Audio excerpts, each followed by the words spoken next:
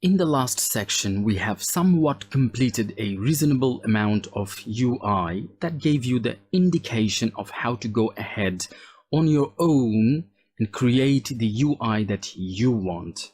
We have been relying on in-memory database, which is no way ideal for any professional website. In this section, we will get our website fetching data from a database using SQL Server Local DB and Entity Framework Core. Entity Framework Core is how we interact with a database. We will install and configure Entity Framework Core for our project and create a local DB, the DB context, and the repositories to access the data from tables, and then it will be migrated to a database. So let's get started. EF Core is an evolution from Entity Framework that first saw the light in 2008. It has crossed a long way and became a mature product in the world of Object-Relation Mapping, or ORM. Let's see what it is all about. Query data from C# without using SQL. You can manipulate data using CRUD-like syntax from C#.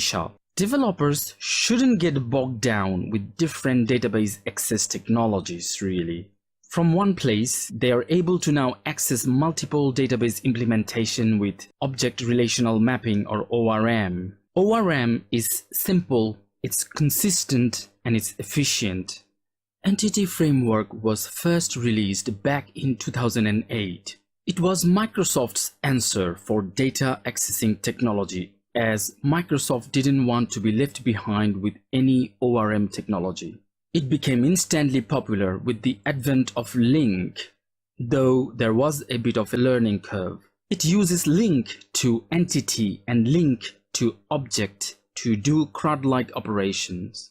Developers can access multiple database implementations like SQLite or MySQL or SQL Server or even NoSQL without having to change much of their code. It was robust and a bit slower than some other .NET implementations of the ORM at the time. Entity Framework Core is the .NET API for data accessing in .NET Core.